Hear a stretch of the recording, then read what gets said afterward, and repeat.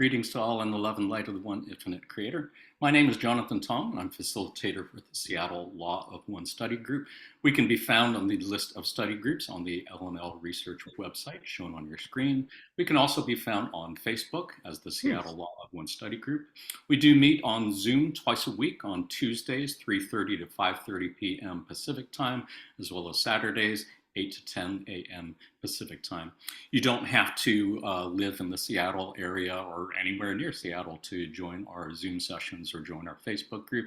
Anyone who's interested and available is welcome to join at any time. It's probably the best way to get announcements and links for future Q&A sessions like we are doing today. We do also have a YouTube channel where we keep recordings of previous Q&A sessions with Jim and Austin and Trish and Gary. You can click on any of those, and if you look at the video, you'll see underneath there's a list of topics and timestamps in case you want to find something of particular interest to you. And today we are blessed to be joined again by Gary Bean, Trisha Bean, and Austin Bridges for some informal conversation about the Law of One and how to live it in our daily lives. All three, of course, are on the L&L research team that, along with Jim McCarty, has been channeling the entity known as Quo roughly twice a month since about 2017. How are you guys doing today? Doing great. Okay. Yeah. Doing well. Thanks so much, Jonathan. And as always, such an honor and a joy to be here with you all. We really appreciate it. Know all three of you are super busy, and I know that you just got back from Prague, from the gathering there not that long ago, just last month. And I did want to start out by asking you if you had any highlights to share or any particular memories from your interactions. I think I'll start with Trish. If I understand correctly, Trish, you were the events coordinator for this particular event. Can you share a little bit about your personal highlights, memories from the gathering? Yeah, thank you. It's always really hard to kind of condense LL Seeker events down to just snippets because the whole experience is usually just absolutely magical from beginning to end, even on the production side. And even with hiccups, there's just such beauty in witnessing people connecting and finding friendship and camaraderie. So finding a few highlights is really difficult for me, but just revisiting with people I've met before and meeting new people that I haven't met before, finding the ways that our lives mirror one another, and just having that sense that we're not alone, which can sometimes feel like a big burden in the spiritual seeker's life. So yeah, I could probably go on for an hour, so I'll save you that. No, appreciate it. I'm guessing that anything that happened more than a week ago is probably in the distant past and not necessarily easy to remember. But I heard a lot of great things about that gathering, as well as about the homecoming gathering that happened in Louisville not that long ago either. I think that happened after our previous Q&A also, so love to hear about that also, I think. Gary, did you have any thoughts, reflections to share on the Prague gathering? Yeah, I agree with Trish. I mean, the Wanderer's Path, even if you're like us, happen to be at LL Research, is often a lonely one. And this is a hard world, a hard place to be in. So it is healing and uplifting to us to be with other Law of One seekers. It's really simple and really beautiful. And in the Prague case, what was particularly awesome was there were 14 different countries there. I made myself a list to share with you real quick. Belgium, Colombia, Czech Republic, Denmark, Germany, Greece, Israel, Mexico, Norway, Portugal, Slovakia, Sweden, UK, and of course, USA. So it's like 4 different continents if you count Israel as Asia and of course Colombia as South America. There was one very important representative who wasn't there from the country of Slovenia who broke our hearts. She's on this call right now. And yeah. Name rhymes with Shayla by any chance. Sorry about that. Sorry. It won't happen again. Promise. At the last minute, she had to cancel, like 48 hours in advance. It was mutually heartbreaking for her and for us. We were looking forward to seeing Shayla. But One interesting anecdote was that one of our dear friends, Ken Wendt, who Jonathan you met at homecoming last year, he's one of the longest consecutive attendees of our homecoming events in Louisville, but he has never attended an LL or Law of One event outside of Louisville. So that's all he knows. Same with our friend Lana, who came to homecoming, I don't know, like 4 or 5 or more years in a row, all the way from Stockholm, Sweden. She had never experienced a Law of One vet outside of Louisville. So that's all they have in their minds, is this is where the magic happens, is in Louisville. So both of them were at Prague for the first time, and both were just overjoyed and blown away. Ken was saying it's as if there's like this homecoming archetype and you could just invoke it anywhere. So really, it's not limited. The magic is not limited to Jim's house or to Louisville, Kentucky. It's wherever seekers come together in the open heart on an authentic level, and that happens in Prague. And it's as much a joy for us as we hear it is for everybody else. Appreciate your sharing that. Yeah, that's such a big deal.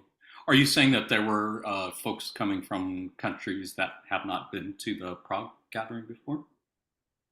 Oh yeah, lots of new faces too, and maybe also in whatever, in addition to what he wanted to share, talk about the channeling as well. Yeah, Austin, care to share? Sure. So just to build off of what Gary and Trish were saying, this is the 3rd event that we've done in Prague, and something that has struck me each time is, we're very fortunate in our positions to be able to connect with seekers all over the world. So we have an awareness of how the Law of One can resonate across cultures. But to be in a room with so many different cultures, and everybody, we're speaking English, but everybody has their own native language, everybody has their own native culture, but they all talk about the Law of One with the same terms and the same language and the same love and how it has affected them and how it's connected with them. And it's always so amazing to me to just see in real time how people connect with the Law of One, and then how the Law of One becomes this touchstone for everybody in the room to connect with each other. And it's just this amazing experience every single time. And it's such a joy to host these events for people. And there were multiple people there when we were introducing ourselves. They talk about how they don't have anybody else to talk about the Law of One with in their lives. And that's another way that we are so fortunate, Gary, Trish, and I, that, we get to talk about the Law of One. We have friends who appreciate the Law of One. It's part of our jobs. But to be able to create a space for people to connect like that, it resonates with me, because when I first went to my very first homecoming, it was the same way. I had nobody in my life to talk about the Law of One with. And when I was finally in a circle with people who I could just talk about it without any hesitation, like, it's always something, somebody who might be into it and you're kind of hesitant, but then you're in a group of people and they like it and you can just talk as much as you want. It's such an amazing experience. So we really, really appreciate the opportunity to share that with people too. And then Gary mentioned the channeling too. Gary, Trish, and I, for the 2nd time in Prague, did a channeling, and it felt really good. It felt like a great channeling. We, instead of having one group question, we took a few different questions, and it was a very poignant experience. It always feels like a poignant experience at the end of a gathering, because it feels like the group energy always kind of, it synergizes over the weekend, and then when we channel at the very end, it comes together and kind of expresses itself through that channeling. And so it's always a unique experience channeling at an event, at the end of an event like that, as opposed to other types of channeling. So yeah, it was an amazing experience. We're so fortunate, so grateful to be able to do this for people. Indeed. Yeah, thank you so much for sharing all that. I did want to ask you how channeling for the 2nd time at Prague this year felt different from last year, since I know last year was like kind of a milestone, kind of a first. Before I did that, though, I did want to invite anyone who's here on the Zoom call right now. If you have any questions that you would like to ask Austin or Trish or Gary, feel free to go ahead and put them in the chat window. If I see a bunch of questions piling up in there, then we'll make sure that we get to those questions.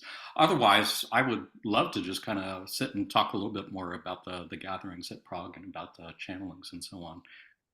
I think there's so many special things that happen when, as you said, people are able to gather with like-minded folks.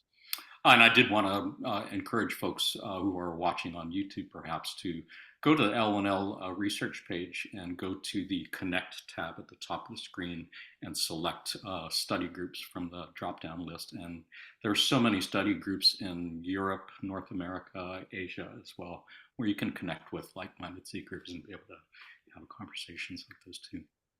So Austin, could you share a little bit about the channeling? How did it feel different this year perhaps than last year?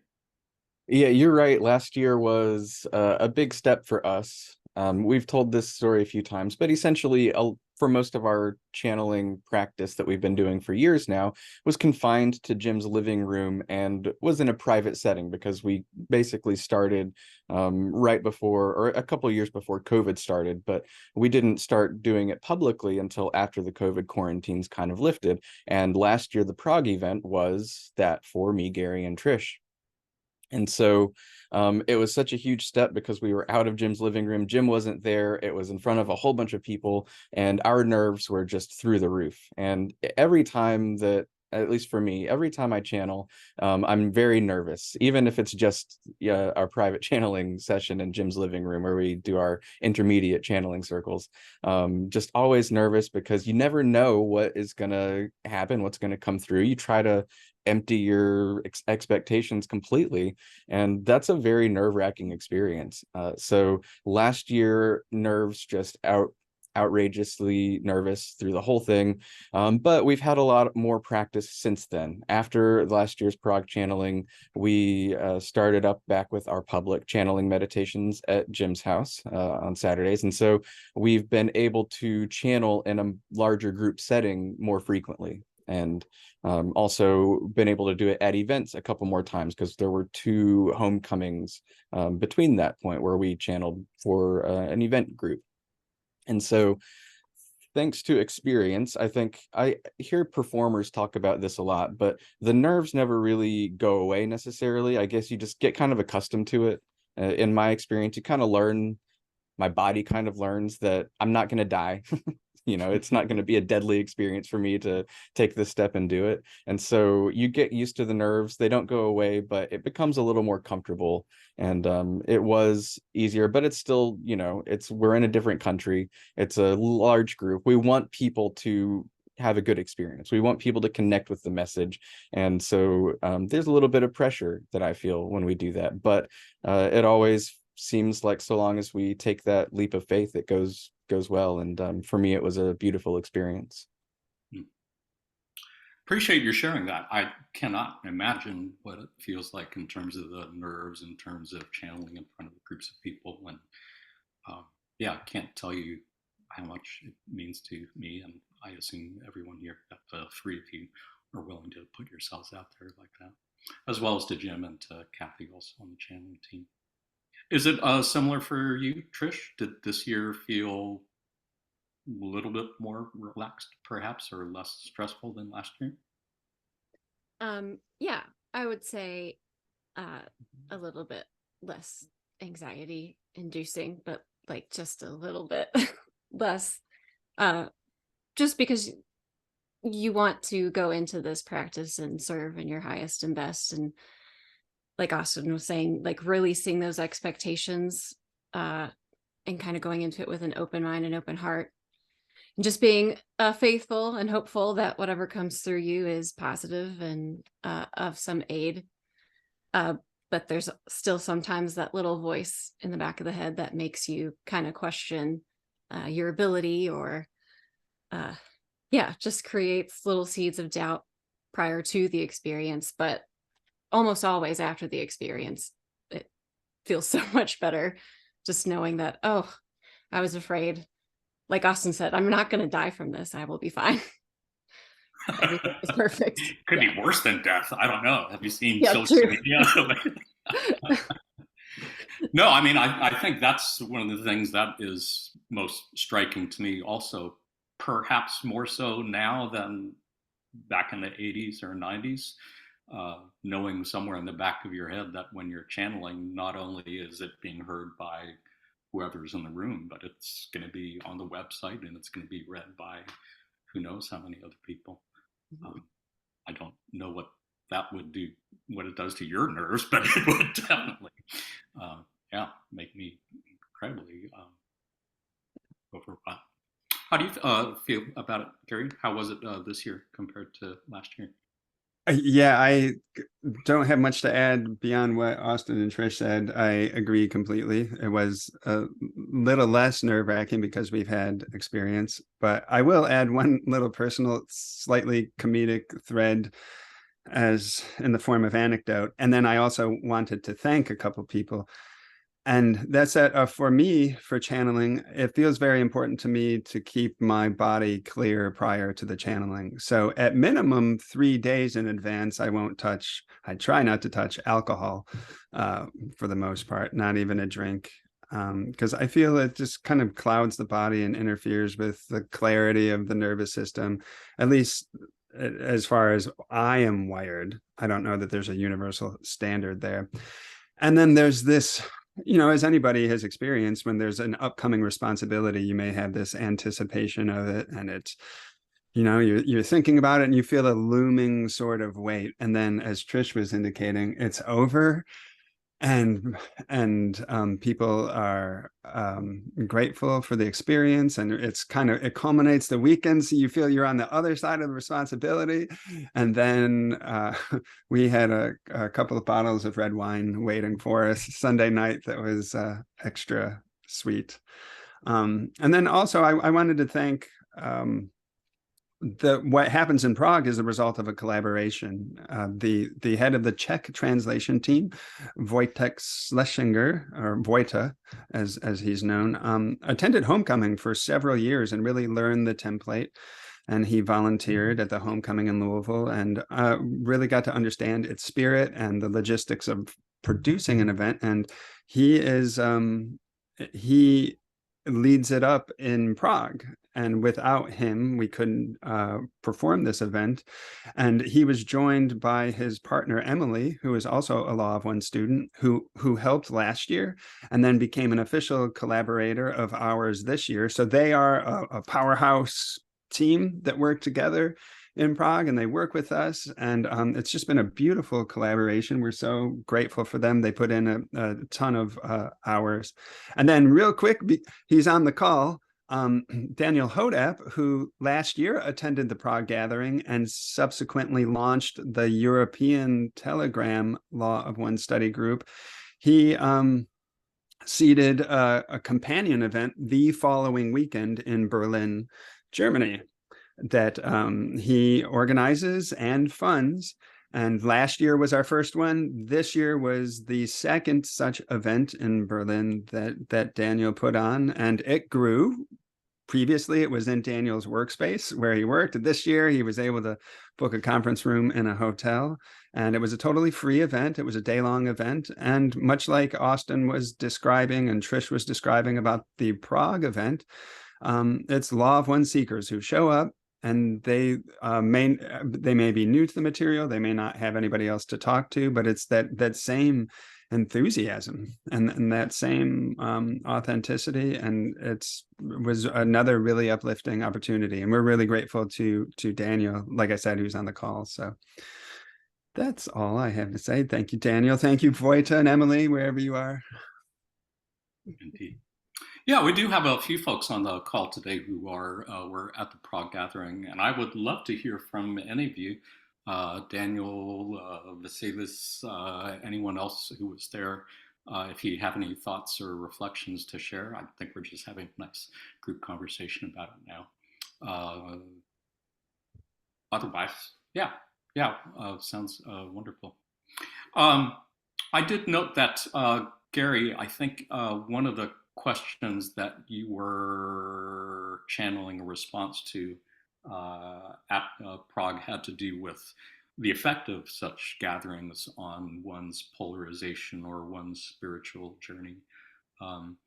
The response that you channeled, of course, was beautiful and was suggesting that obviously it's really different for each person.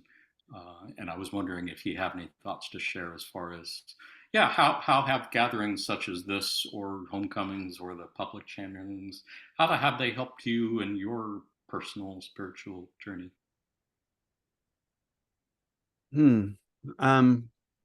One thread that comes up for me, and I vaguely remember it coming up in the channeling too, is the mirroring effect that these experiences offer. You know, in the world that we live in, we are mirrored in ways that reinforce a more illusory identity. You know, we're what is reflected back to us is that we are consumers, or we're, you know, workers in society, or we are these mortal beings whose interests lie within survival or economic gain, et cetera, et cetera. And these sorts of meetings, whether, you know, in an afternoon channeling at gyms or a weekend-long event in Prague, mirror to us something closer to our eternal natures, to our spiritual beings, to those values and principles that we seek and that motivate our lives, and to those experiences which help us to meet one another here in the green ray and to keep our hearts open. And that is really, really important for the spiritual journey. I think it's entirely possible, of course, to go it alone. One could relocate to the mountains, or live in total isolation and discover the self and all things as the creator, of course. But I think evolution is, minus some experiences in fifth density, according to Ra, is a collaborative endeavor. We do it together. Even negative beings in their own way, do it together. They need other beings to manipulate and enslave to advance their own polarity. So coming together is so key, whether it's through LL research or not. It's so important. And real briefly, I also wanted to say another value to us for these gatherings is to meet with translators, specifically, who are contributing to the work and helping LL research to meet its core mission. And we got to meet both Vasilis at these two events, one of whom's on the call with us. We met Vasilis the Elder in Berlin, and Vasilis the Younger in Prague, both who are bringing Ra into Greek. And we met a new Czech translator named William. And in Prague, we met Lana. And then in Berlin, we met Klaus, both of who are bringing Ra into Swedish. And Johan, of course, the German translator. And we got to meet Mauro for the first time. He is the Italian translator responsible for bringing Ra into Italian. And a Hungarian translator named Benz as well. And I hope I'm not forgetting anybody, but that's, and we met Shayla in spirit, the Slovenian translator. But thanks for letting me add that piece. Yeah, thank you for sharing that so much. It reminds me, you were in one of our Seattle study group sessions recently, there was a passage that came up that said something to the effect, Quo was saying something to the effect that your vibration really doesn't change that much from the day your incarnation begins until your incarnation ends, because your core vibration is the one original thought. So any distortions you lay on top of that in an incarnation really don't have that much effect on that core vibration. But what they did say was that it's actually your interactions with other selves that makes the biggest difference. They said that the main part of your spiritual journey is how you learn to interact with other selves with minimal distortion to that one original thought. And I think that is so exemplified in what you're talking about in the process of meeting all those folks and learning to communicate and share with each other in Green Ray in spite of language difficulties. It's a beautiful thing. Trish, did you have anything to share, or Austin, as far as how gatherings like this have affected your spiritual journey, your polarization, for lack of a better word? Austin, do you want to add anything?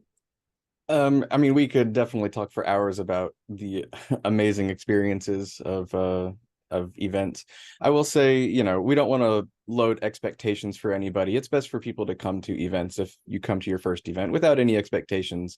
But people do have really transformative experiences. Like as I was talking about earlier, my very first homecoming, it was before I was a part of Ella Research officially. I was volunteering, but it completely transformed my life. After I came to homecoming, it was such a lightning strike, and like my world kind of in a positive way fell apart. I went home and changed my life completely. I changed where I lived, my job, everything like that, because it made me realize how stuck I was in my current life. And it was just this bright flash of light that helped me see a lot that I wasn't seeing before. And so in that way, it was definitely an influence on my life. And just in general, you know, Ross says that those of like mind who seek together shall far more surely find. And so as Gary was talking about, group work, seeking together as a group is so important, and that there is this effect when you gather together that's not just a basic human social effect. There's a very strong metaphysical charge that is palpable to me in these groups, that you can touch something that you otherwise can't touch when you're in these settings. And we're lucky that, you know, these events are just short enough that the interpersonal things that, you know, constitute more work, we don't have to get into that. We're there just long enough to see that, and then we get to go home and share it with the rest of the world. So it's a very transformative experience. And I think for me, a lot of people describe it this way, and I agree. It recharges your spiritual batteries, and it helps you to, you know, go back out into the world and try your best to continue radiating the love of the Creator. So, yeah, I did want to emphasize, again, I hope that one doesn't have to go to gatherings like that to have that kind of experience. Joining study groups there, and as I said, there's many study groups that meet in person and online, is a great way to do it. Just the way people post and comment on any of the numerous Law of One Facebook pages that I've seen is another good way for people to interact and share that way. Appreciate it. Trish, did you have anything, any of your own thoughts, reflections to share? I wanted to just kind of highlight what you were just saying, Jonathan, that like in-person gatherings are beautiful experiences for connection, but also these virtual ones that you and like Daniel Hodop are facilitating through, you know, various means are also super potent for that refinement, that experience that helps, you know, open the heart and progress the soul. So while feasibly it doesn't make sense for everyone to be able to go to a gathering, these little social connections that we can have are also just as potent and just as powerful. So Indeed.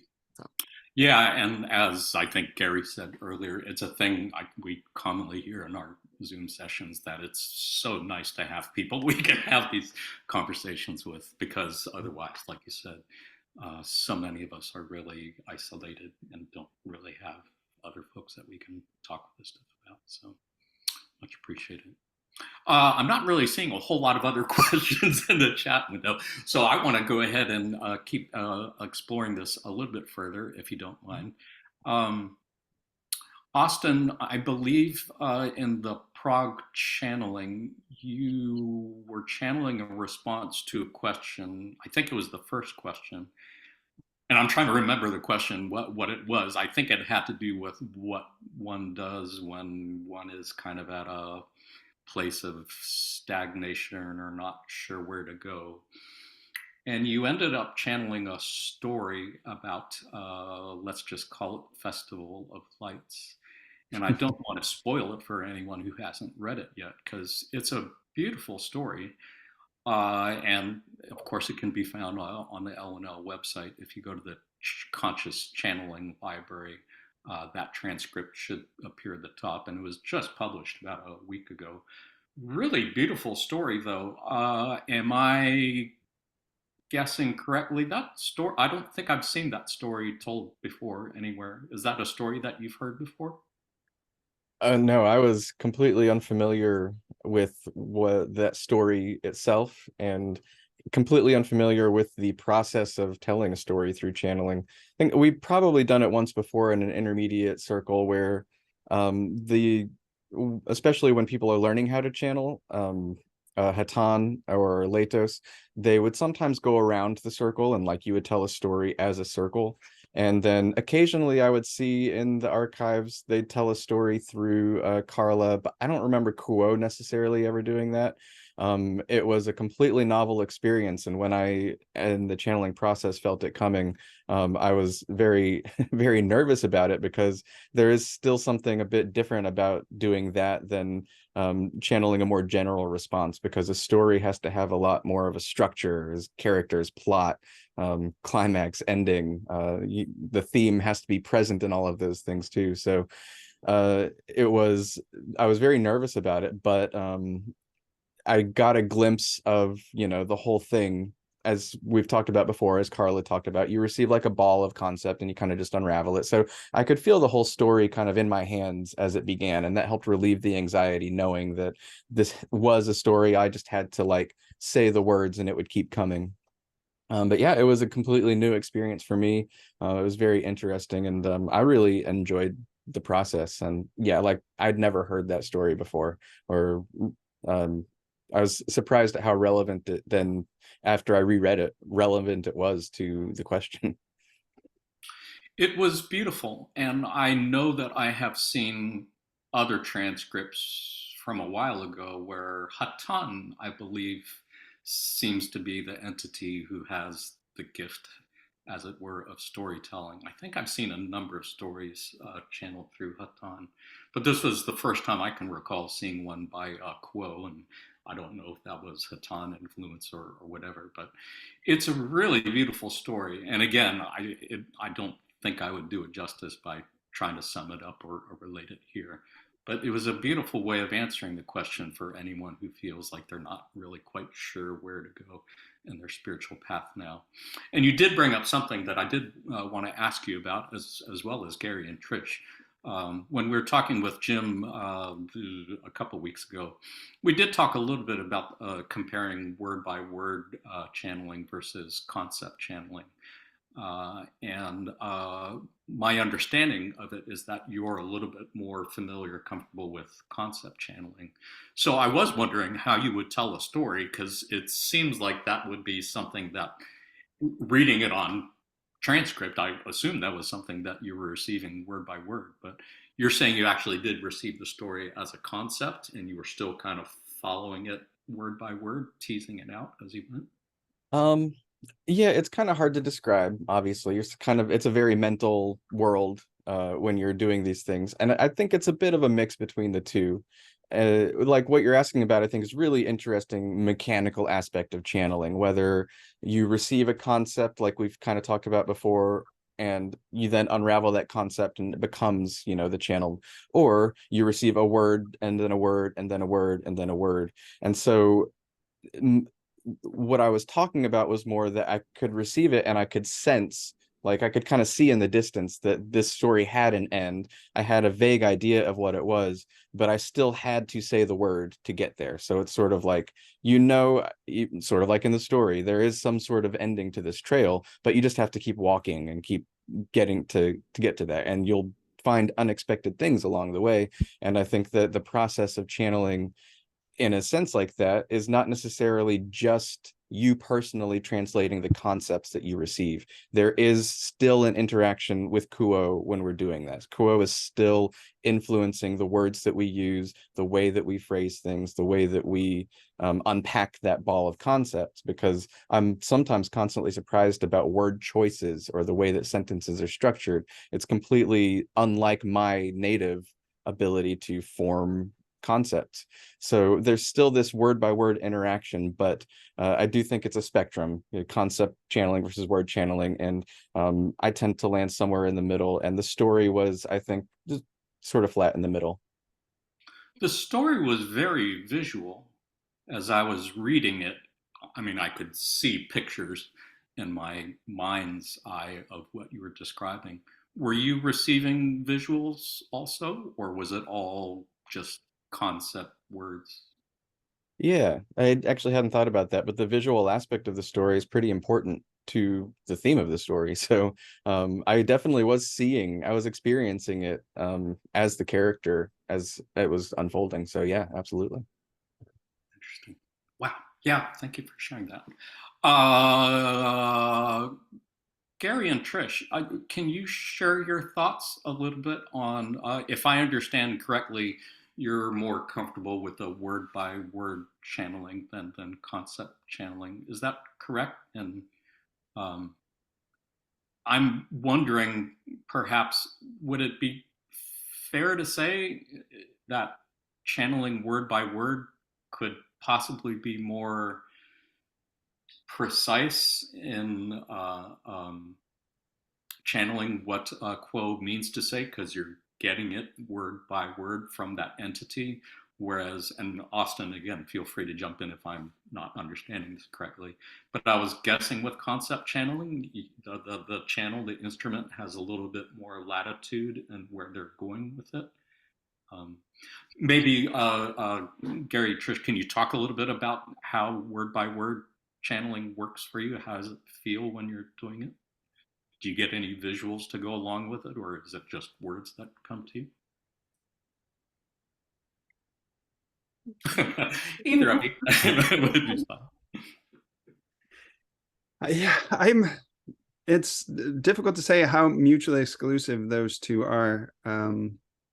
Like Austin was indicating, there's some overlap there, and I'm not always too sure what is happening when I'm channeling, because on one hand, it does feel like there's some concept channeling in terms of receiving a concept and then kind of choosing how to unpack it in a way, because we've all had this experience where once the channeling ends, there's like residuals of those paths that were unexplored, or those adjacent ideas that you could sense that weren't articulated. At the same time, I seldom have a sense that there's like I have a big overview, or I have some kind of purview of a larger idea, and now I get to decide how to explore it. It does feel like a moment by moment experience with me for the most part. Like I can't predict what the next sentence is going to be or where it's going to go. Prior to, say, if we do a group question, all the instruments are aware of what the question is prior to channeling. So in that sort of instance, there might be a few ideas that percolate up into my consciousness, but at the embarkation point, whereby quo comes through and says, we are the principle of quo, I generally 99% of the time don't know where they're going to go. It's just a jumping and leaping off. In terms of which might be more precise, I'm not sure, but That was probably a bad way for me to phrase that. I don't even know if that's a legitimate, accurate question to ask. I'm sure they're both precise in their own ways. Why not? That's as valid as any other question, seeking to understand what channeling is, how it works. I mean, precision is something that we're all striving for. And channeling is an act whereby we humans are doing our best to get out of the way, so that these wise beings filled with love and light can share their wisdom through us. So precision is certainly a very important metric, and it's worthwhile to ask, well, what method might serve precision best? So it's a really good question, actually, Jonathan. And related to that question, one key mystery that remains for me is to what degree the conscious focus is involved in the art and the practice of channeling. I feel that there's some kind of dance which I don't yet fully understand between the human's ability to place the attention to kind of steer the focus, and on one hand, and then on the other, the source using that focus or that lens to transmit information. I don't think I've yet found a state where I am completely absent and just surrendered and passive and going along for somebody else's ride, so to speak. I feel that there is some interplay where there's some intention making, or my hands are kind of on that steering wheel of intention, but I'm not sure what the balance is there, what the dance is there. And because at the same time, you have to turn your mind off, right? You right. can't be like analyzing the words that are coming in and thinking about them, or trying to project where the rest of the sentence is going after that. Is that fair to say? Yes, completely fair. I mean, if you're trying to analyze it, you're going to get in your own way and interfere with the message, and not be, as the athlete or the dancer or the artist experiences, in the zone, in that flow where something is coming through you. Yet the mind can move very rapidly, and there's very subtle layers to what's happening in the mind, most of which are outside of the conscious purview. But there is a sense of selecting, of somehow choosing the journey, and I don't fully understand it. Part of the mystery, I suppose. Yeah, thank you for sharing that. And I guess I just realized after I had asked the question that it might imply that one form of channeling is better than the other, and that's certainly not what I was meaning to suggest. Perhaps I was just trying to get a better understanding of how the process worked. And I seem to remember somebody saying at one of our Q&As that the three of you haven't necessarily compared notes in that regard. So I was just curious how you could compare notes right now in front of a whole other group of people. Did you have any thoughts to share on any of this, Tricia? Any of your own perspectives on it? Well, like Austin, I feel like I'm a bit on a spectrum when it comes to how these things come through, or how this practice works for me. But I do have one experience of that, like word by word kind of surrender type of channeling. And I don't know if it made for, how do I want to say this? Let me think for a second. Sorry. It was on a topic that I'm not personally very educated with. And so I think in my experience, what was happening was that when there's a question that I am channeling that has, I can add some of my own stained glass, right, to the message. I can add my own experience or my own perspective that's not changing the message. Then it's more of a concept type channeling, versus something that is a completely blank slate for me, goes by the word by word type of channeling. I have nothing in my experience as this person now to inform me of anything. And so there's much less of that kind of filter, I guess. You're talking about the AI channeling? Mm-hmm. Yeah. I don't know if I just further confused things, so my apologies if I did. No, I appreciate that. And I know, the stained glass metaphor for sure resonates. And I know that we've heard somewhere before that the channeling is typically, I forget, some percent of the channel's own voice and perspective compared to the entity being channeled. That's why it's always amazing to me that when I read the responses coming from each of the three of you, in addition to Jim, in addition to Kathy, it still sounds more or less like the same voice that's coming through. I think I could see some little shades of each channel's instrument's personality coming through, but it still sounds like more or less the same entity coming through, and I still feel the same love. I still feel the same wisdom. I still feel the same light that's coming through, and that's just a beautiful thing. Whether it's coming through word by word or whether it's through concept, I guess doesn't really make much difference. I guess I was just curious about the mechanics.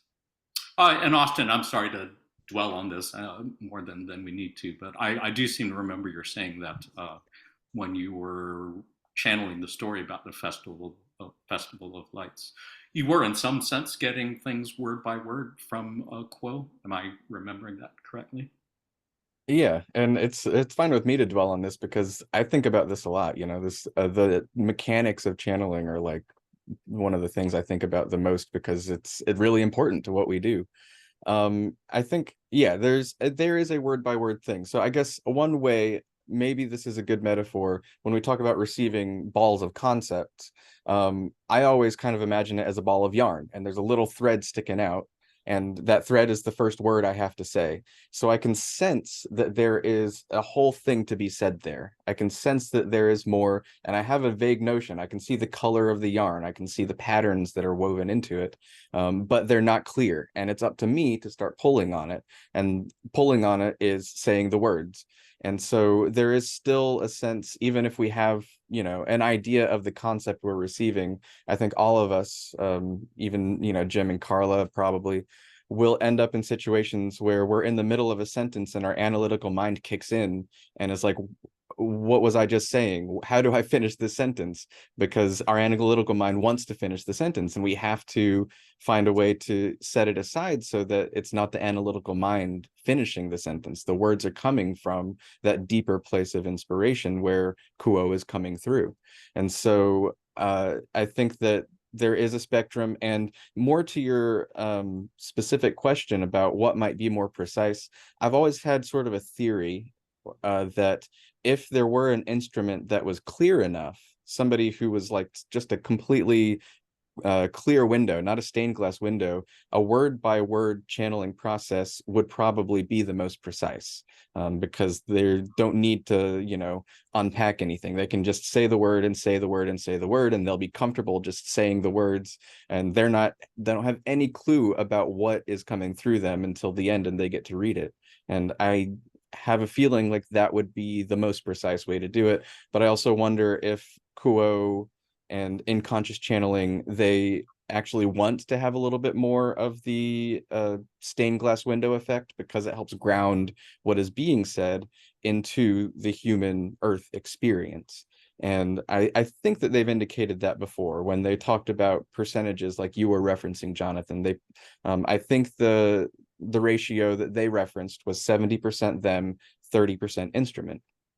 Yeah. And I have a feeling that there's value to both things. There's value to precision, saying exactly and only what they want to say. And there's also value to being able to call upon the instrument's own experience and call upon the instrument's, you know, unique energetic signature in what is being channeled, because that signature comes from an experience on Earth, an experience living life here. And I've gotten the sense a few times that they, from their perspective, it's completely foreign to them, and it's hard for them to talk about the human experience. And so being able to merge our experience with what they want to say, I think has some value to them and to the process itself. That's a beautiful response and answers the question that I was going to ask next, which is, wouldn't trance channeling be basically 100% them and 0% the channel? And in some sense, that could be more precise, more accurate. But I think the way you just explained it makes perfect sense. They don't really have the Earth incarnation experience, and they actually want that little bit of distortion in there to ground it in our experience. What a beautiful thing. Thank you, all three of you, for sharing that. We do have about 10 minutes left, and I did see a couple questions in the chat window that I did want to make sure that we go to. Linda, if you are still there, I know you had a couple questions there. Would you like to go ahead and ask both of those questions? Hello, how you guys doing? It's good to see you. Hey, Linda. I do have one question. I had sent it to you a little bit earlier, so you know what the gist of the question is. In our reading session 30, they had a comment about a bipedal association with dinosaurs. And it was first stated that it was in time space, which then I could kind of understand it. But then a little bit further on the question, he said space time. And I was wondering, was there a disconnect there, a mistranslation, or what in your feelings? Who would like to answer? We're waiting for Jonathan to tell us. Let's go in alphabetical order. I have a thought, and thanks, Linda, for reaching out over email in advance, because this is one of those questions where one of the disadvantages, as I was saying to Linda, one of the disadvantages to live Q&A is that it doesn't afford the opportunity to take time to sit and look at the text, and then to perform research, as the Law of One often needs, and to contemplate and think about the question. And there have been many a question in live Q&A where I've walked away feeling quite dissatisfied with myself. So this one in particular regards Don's first use, as you said, of time space, and then in his follow-up he says space time. And the way I figure it is that there is a confusing use of time/space throughout the Law of One material.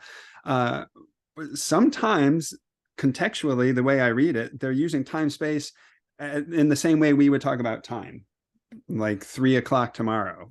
So, or yesterday, or 10 years ago, etc. It's sort of a marker in time. And then many other times, and I would wager most of the time when they're using the term time space, they're using it in the sense of the inner planes, the discarnate realms, the inverse to space time, the metaphysical, etc.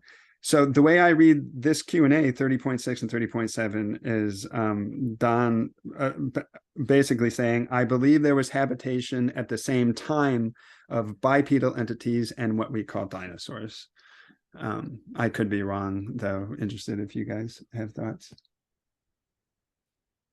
So My he was understanding saying that humans and dinosaurs, because it looked like he had some evidence, something that stated that there was bipedal habitation. And as far as the fossil record go, I don't think humans go back to 65 million years ago. Oh, so I had thoughts about that too. I just thought you were focusing on the space-time, time-space, the use of those two terms. But in terms of cohabitation of bipedal entities and dinosaurs, yes, as far as science takes us, there's a gap of like at minimum 60 million years between hominid bipedal entities and the last of the dinosaurs. And I agree with you, Linda. It does seem that Don is asking from a standpoint of having encountered something. Then why does Ra say in the follow-up, yes, the bipedal and the dinosaur coexisted at the same time, thus confusing Don and us to this day? The only way I can make sense of it is that Ra did not understand Don to be saying bipedal hominids, bipedal humans specifically. There are bipedal entities that after I performed some research, I learned that the Bolosaurid Edibamus is the first known biped, and their fossils date back to 290 million years ago. So they were a reptile.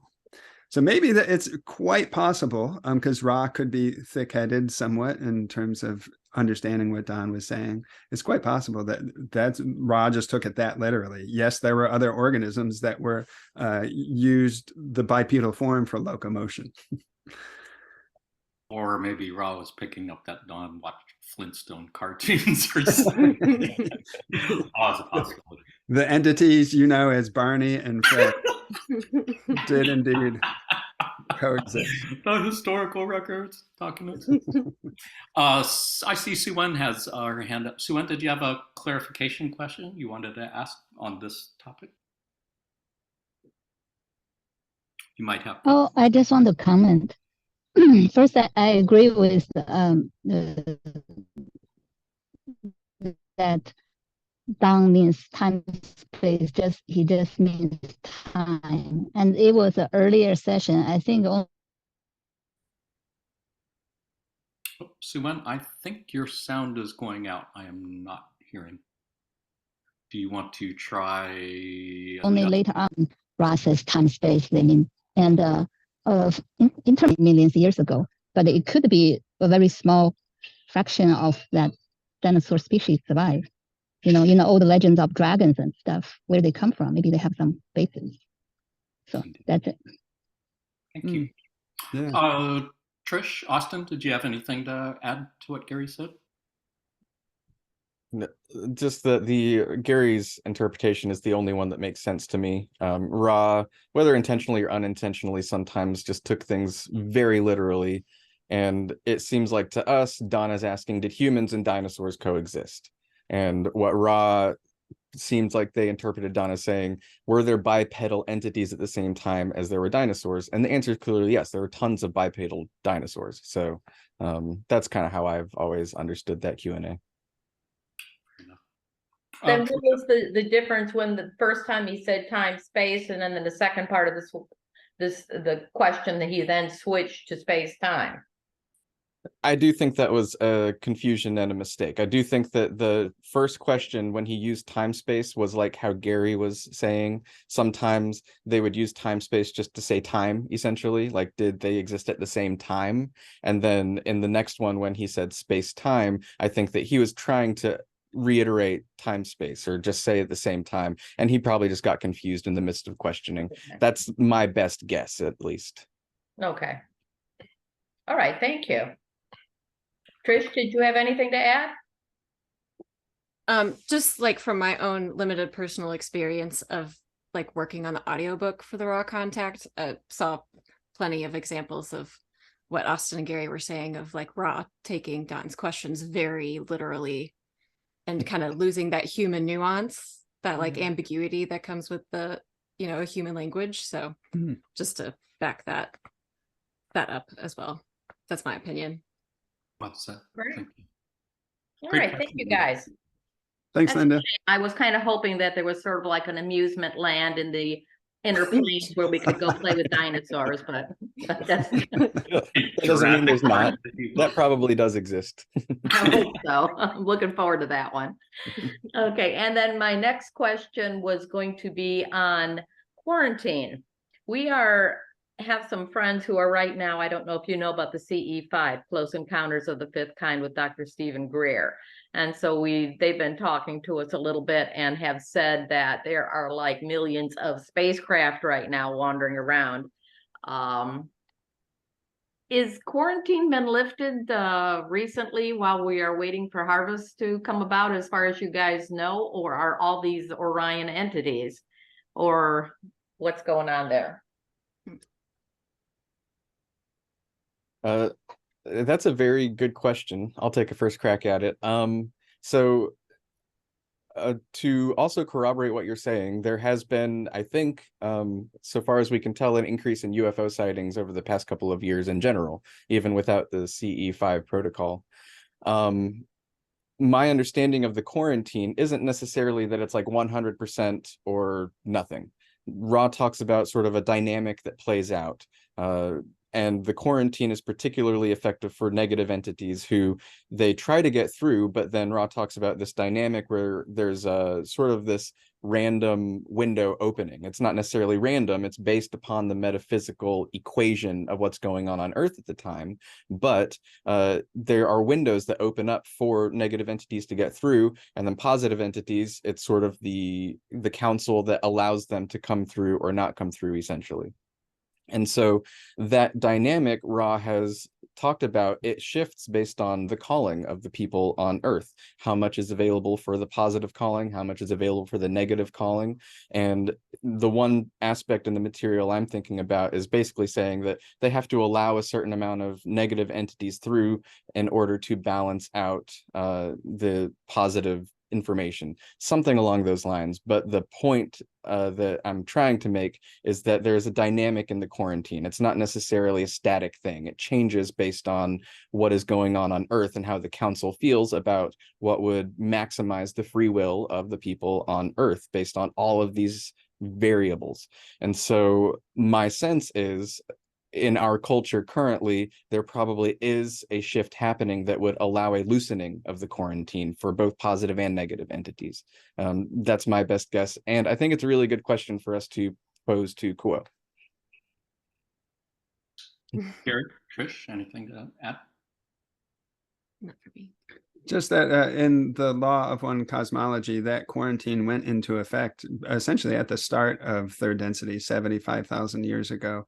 I really appreciate and agree with Austin's answer about its dynamic, sort of fluctuating nature, contingent on the free will choices on a collective level on Earth.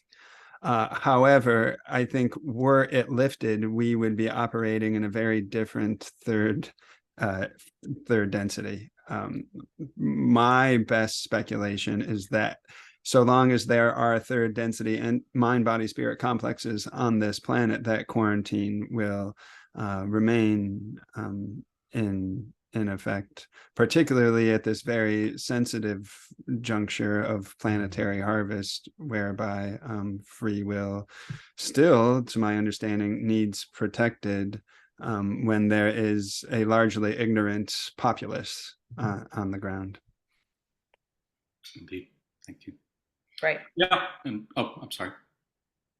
Yeah. And based on what Ross said about how many such UFO type craft our government already had back in the early 80s, I think it would be fair to say there could be probably quite a few more of them now, and that those don't really count in quarantine if they're our own craft, I suppose. Just wanted to throw that in there for the fun of it. We are close to the end of our time, but I know Jasmine had a question she wanted to ask, as did Andre and Hobie. So I do want to see if we can get through these fairly quickly, if you don't mind. Jasmine, I saw you had your hand up a little while ago. Did you still have a question you wanted to ask? I did. I did. It's a real quick question. I was wondering if when you're channeling, if there's any sort of debilitating physical or mental / emotional effects you experience as a result of the channeling experience. Do you want to start, Trish? I wouldn't say debilitating. I would say that sometimes prior to a channeling, there's definitely some experience of dread, of anxiety. I'll often get migraines on days that we channel. But I don't necessarily attribute that to the channeling practice, and I don't experience that as I'm channeling, nor do I experience that after I'm channeling. So that to me kind of feels more like, like a negative friend making an appearance rather than anything related to the channeling itself. But that's just me. I don't know, you, Austin. Yeah, just briefly, not during the channeling. After the channeling is when I tend to feel best. Like during and then after, I feel there can be an afterglow almost. But probably the closest I would come in my own experience to your question, Jasmine, is as Trish was describing in terms of negative greeting. I think there's been many times where I don't sleep well the night or 2 or 3 prior to a channeling, and can have bad dreams. And I definitely feel like I've been visited, as it were, prior to a channeling. But Otherwise, no. I guess it also depends on how full my bladder is during the channeling, because that can be that can be difficult. But yep, that's me. Thank you. Austin? Basically same thing. I would not describe anything I experience as debilitating, but I do have especially the more we channel, I feel that energetic dynamic in my body more and more, but it's not debilitating. Thank you. Any follow-ups on that, Jasmine? No, not at all. Thank you very much. Thanks, Jasmine. Great question. Yeah, and another reason to appreciate what everyone on the channeling team does. Not only is it just your own nerves and psyche at work, but yeah, any other sort of attention from negative entities would appear to go with the territory. So thank you all again for putting your asses on the line, as Carla used to say, I believe. Andre, did you have a question you wanted to ask? Yeah. Well, it was just because I think it was Gary that brought up that, since they had been there only a brief time, that they were still in kind of like that green ray relationship as strangers, and they hadn't gotten to the yellow ray relationship as, close friends or whatever. And I was just wondering, what is, if it's not too personal, to share how your yellow ray and orange ray work is going, and the red, because they say that for graduation you need that whole, at least the bottom 4 chakras to be well, or working well. And I just wanted you to hear how it is for you guys. Are you loving and accepting yourself, seeing the divine within all, and all that? Thank you. Perfectly. Yeah. Yeah. We all are perfectly balanced. We hit that years ago. We don't have any more work to do. Oh, okay. That's why we're at LL, to tell everybody else how to do it. Okay, well, that's great. That's what I wanted to know, because I meet so many people, and like they're like, oh, I love helping other people, but my family, and it's like, so it's, yeah, I know it takes work to learn to forgive and love, your parents and your brothers and sisters and your nephews and all those things. So yeah. Okay. Well, I've never met anybody, Carla and Jim, that doesn't have, what you would call issues that one could pinpoint to red, orange, yellow, or some combination thereof. I mean, we all have personalities. We all have wounding that we maybe have experienced in this life or brought into this life, or that may be multi-generational. We all have shadows. We all have an unconscious. We have a lot that's unknown about ourselves.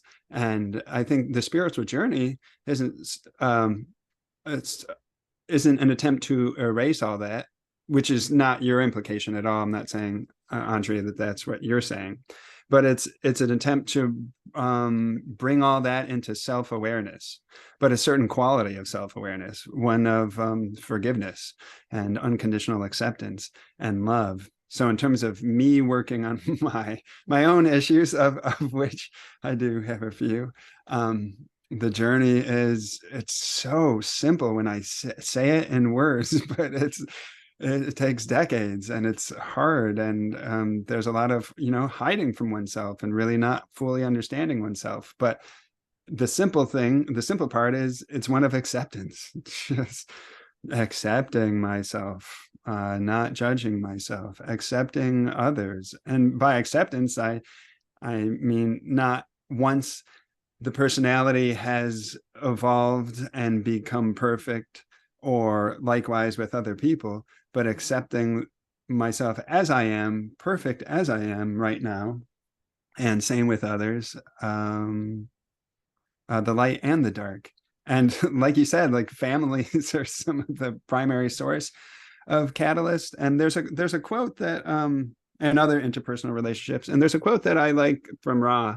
They talk about the uniqueness of everybody's path, but they say that catalyst almost always includes the ability, how do they say it? 3 words: patience, the light touch, and what was the third one? I forget. But I find again and again that as I am tested, particularly like with my own anger, my own impatience, my own inner controlling tendencies, that patience is key, as is learning to let go of attachment to outcome. That's key. And there's one more I wanted to say. But, interpersonal relationships give me lots of opportunity for that. And the number one in that regard is the marriage, of course. Trish and I have been through very, very hard places, close to divorce a couple times, through even like hell, I would say. It's been rough. But through all that work, through the application of our spiritual tools and the long, long journey we've been on, we've come out more refined. Like as Ra describes, the that which is not needed falls away, and more aspects of our armored personality have fallen away, and we fine tune our harmony as we go along, to the point that we seldom get in big brawls anymore. And we, like, friction inevitably arises. We get on each other's nerves, but what has been key for us, and I'll wrap it up here, is the hard work of learning to take responsibility. Because when we would lock horns, a lot of times it was this hall of mirrors of, no, you did it. No, you did it. This blame game of who's responsible, whose distortions are whose. And as we mature and ripen, we're more able to say, okay, I see what you're saying, and I will own, my own idiocy, or my own unloving action to you, or my own controlling tendency, or et cetera, et cetera. Sorry, it's a big question, and I just dove. Austin or Trish? I do want to appreciate the open heart and open Blu-ray sharing there, and the honesty and the vulnerability. I really respect and appreciate that. And did want to ask Trish if you had anything you wanted to share. Yeah, much in line with what Gary was saying. This relationship, I think, is like one of the largest classrooms for learning and evolving and progressing. And I think also, much in the way we mirror that which we want to work on ourselves, that the relationship I have with Gary also mirrors to me the way I want to treat myself, because my big issues in life have always been about self-worth. Like, judgment to others is something that rarely pops up for me. It does pop up, but it's way more judgment for myself. And so finding a partner who shows me the way I can treat myself and the way I can love myself has been a very big challenge for me to accept. So that's why, like, this relationship's very powerful in that regard, because I am learning those lessons. And I am not perfect. I do want to caveat that by saying, when I entered earlier that we were perfect, we are very far from it. But I so appreciate that question. Thank you. Great question. Appreciate the responses, and did want to hear from Austin too. Just couldn't help saying that, yeah, there was a passage that came up recently where they were talking about mated relationships, and Quo was saying that so often people who get into mated relationships don't do it for the reasons that they're really best for. And they said the best reason to get into a mated relationship is to suffer. It's really about finding somebody else who you can share the catalysts and suffering and learning together with. And it's not necessarily about being happy and butterflies and unicorns and all that. So I thought it was a pretty funny passage to read, but yeah, I think what you just shared is a good example of how two people can help each other learn the things that they're meant to learn, even if it's not necessarily enjoyable all the time. And again, I wanted to thank you for sharing that, and for Andre for asking the question. Austin, did you have anything you wanted to share on that? Just real quick, really want to thank you, Andre, for asking the question, because I do think when we get together in situations like this, it's fun to talk about the spiritual work. Spiritual work to me is probably more down in the lower chakras and the higher chakras, like consistently maintaining and reflecting, because no matter who you are, if you live a life in this society, there's so much chaos and stress that I don't think anybody is able to just tweak it perfectly and then coast from that point. I think it is going to require constant maintenance no matter what. And especially, you know, for all of us, I'm blessed with the gift of social anxiety, which definitely helps bring my attention down to the orange and yellow pretty constantly. So it is, I think, you know, there's a lot more work that I do in those lower chakras on a constant basis than the higher chakras. So, thank you. Thank you. Yeah, for your answers, and yeah, I just wanted to mention I liked you were talking about that responsibility, and one of those things I really like is that like one is responsible for one's own feelings, because everyone else is just a reflection. And so like if you're upset with someone, you're really upset with the mirror. Or some Right. aspect of what you haven't loved and accepted in yourself. And like that's beautiful teaching from LL that I really enjoy. And then also another one that I liked is no matter where you are or who you are with, spiritual growth will find you. You know, like what Austin was saying, that, you know, and it's so true. It's like those like what Austin was saying, that like often people are looking at those higher chakras, but the Confederation has been very clear that it's those bottom four that you need in order to graduate. You know, Right. if they're not in alignment, if they're not open, then even though there won't be enough energy going to the green ray to graduate. Okay, thank you. Well said. Thank you so much. Thank you. Thomas, I noticed you had your hand up a little while ago, and I'm sorry for making you wait so long. Did you have a follow-up question on this? No, it's a topic to Linda, to Stephen Gear. I just want to ask her something, but we can do it later. Okay. We are a little bit over time, I would say. And I know Hobie actually had a question in the chat window he was waiting to ask. It's only about the sentence about Stephen Greer, because I was curious. I don't know if you know all Project Camelot Portal. It's not Project Camelot from Kala. It's very interesting, this coincidence. But Project Camelot Portal, they have, I think, 900 videos in the last 15 years. They worked a lot with David Wilcock in the beginning. I started 2005, and I watched all this. And I was 2009 at the conference, Time for Truth in Europe, in Barcelona, Sitges, near Barcelona. And there was Stephen Greer too. There were a lot of people from the Secret Service. There were UFO sightings. It was very emotional, loaded, the whole situation. We have dark and light. Everybody was in this room.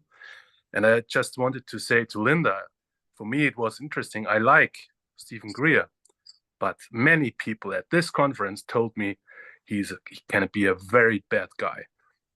He threatened people who had developed free energy devices, and they were threatened from Stephen Greer. And since this time, I'm very careful with Stephen Greer, but I don't know. I like him. I like his videos, but it's just to say this. I'm very cautious with him. So, yeah. But I didn't get what Linda was talking about with now, what he does now. So this was my question. I don't know if Linda is on the call right now. I don't think she is. I think Linda had to leave. Yeah, Gary, Austin, Trish, did you have any thoughts on any of that? Sure. Probably not. Oh, that's fine. Yeah. Yeah, I was deep into Stephen Greer and the disclosure stuff for a good couple of years. And I think once I learned more about the Law of One, I realized that there's spiritual principles that seem to be a lot more important than anything I would get from disclosure. But I appreciate the sharing information on that. I do want to wrap things up soon. So Hobie, if you're still there, I know you had a question in the chat window. Would you like to unmute your mic and ask your question? And this will be the last question for today. Hobie, your mic is muted right now. If you want to ask, you're going to have to go to the lower left-hand corner of your window and unmute.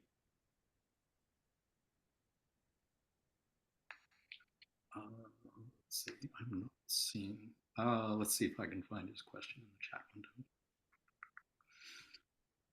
I'm not seeing. And Hobie, we're missing.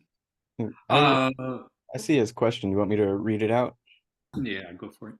Okay, so Hobie said, "Hey to you, so glad to be here and listen to you. I'm currently translating the channeling intensive workshop Carla did from LR Research page. Thank you so much, Hobie. Into German, and there's so nice questions in the Q&A. One question there is from the tuning part.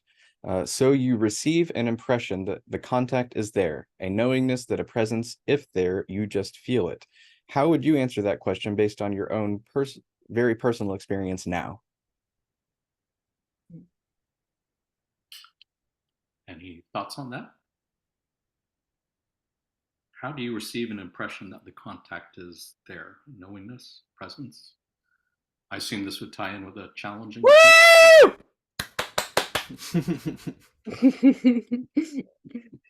Why, thank you, Antonio. A lot like that, yeah. Oh, is that how it feels? Is that how Yeah. Kuo just comes in and they just scream in your ear. Yeah. Any thoughts on that? The question? Yeah, whenever we're encountering, one of the more common questions that people ask about channeling in their curiosity is, how does it feel? What does it feel like to channel? Do you feel these entities with you? And I think there's a part of people that wants to know on, just on an intellectual curiosity level, but also on a level of, what does it feel like to touch into something outside of this physical world that we're all somewhat, one might say, trapped in to some degree, though that is not the case from the bigger picture.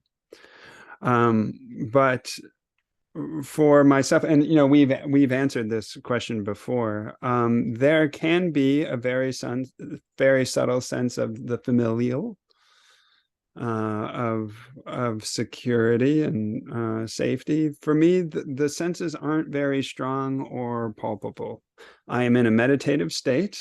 I have tuned. I'm in a ritualistic setting. I'm with my brothers and sisters upon the path. Trish, Austin, Jim, and Kathy, or the group that has met to ask questions and so forth. I'm in a very focused state, and there's a sacred quality to the air, but I don't feel something nearly as palpable or as intense as Antonio just gifted to us. There's nothing that I'm like, yeah, there is, this is Quo. I think part of that is a function of just how thick-headed I am and my own non-sensitivity to subtle energies. There are some times when I will get deep into the flow, and I've described this before, where I feel like I'm being elongated.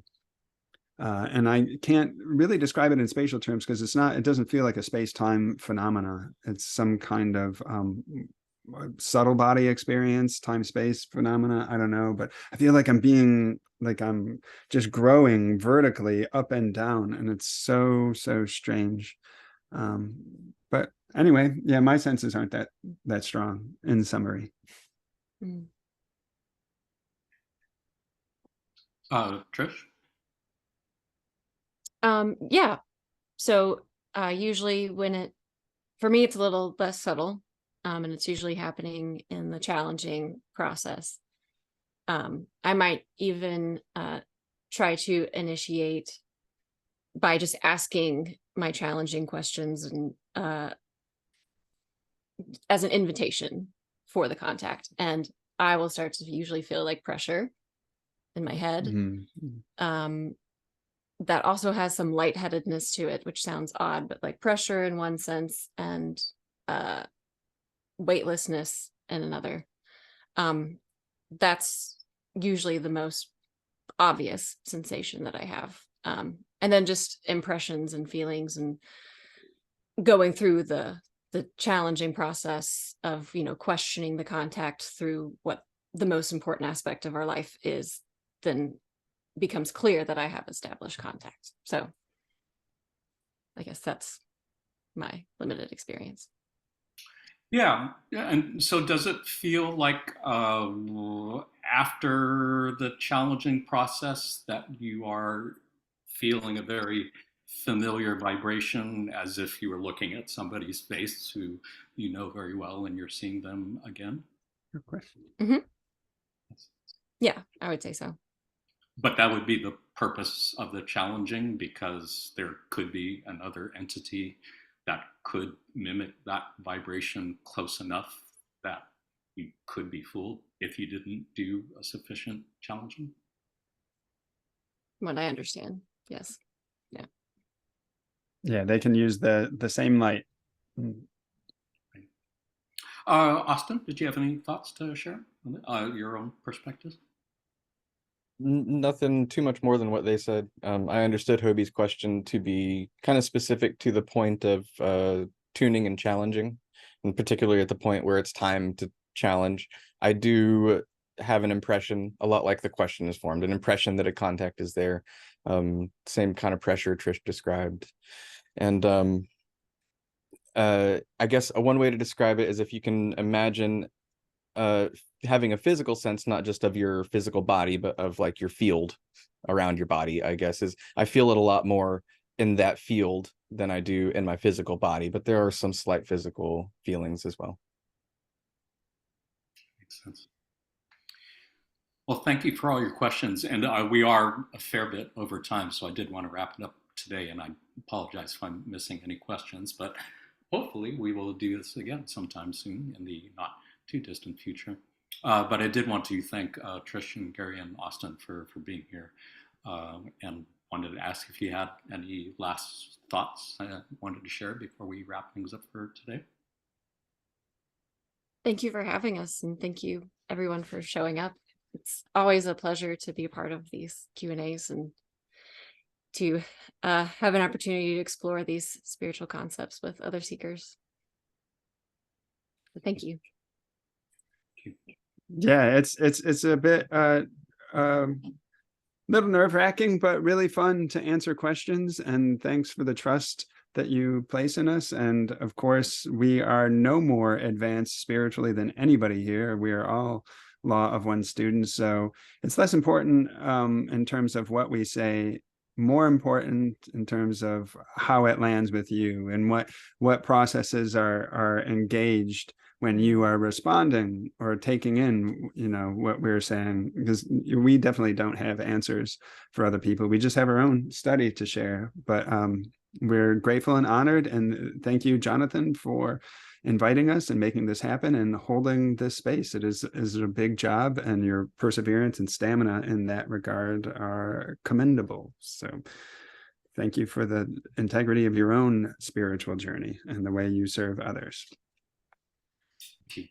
I have the easy part. I know the questions that are going to be asked already. I already thought of the questions. I already prepared that part. Being where you are and not having any idea what questions people are going to ask, I really appreciate your vulnerability and your willingness to be out there and take whatever questions people ask. So thank you very much. Austin, was there anything you wanted to say before we go? It is an honor. It is humbling and a joy to be invited to join this space with you all. And we love you all. We love you too. Thank you so much for all you've done, all you continue to do in service to others. Thank you to all our friends at LNL Research for all they've done and continue to do in service to others. Thank you all for joining us on this Zoom call and taking time out of your busy schedules to blend vibrations this way. As always, it's been a great learning experience for me, and love everyone for being here. To everyone who's watching this on YouTube at some future nexus in space, time and time space, we're thinking of you too. We thank you for all you do. Until next time, in the love and light of the One Infinite Creator. Bye. Bye, everybody. Bye. Love you. Love you too. Bye-bye. Bye.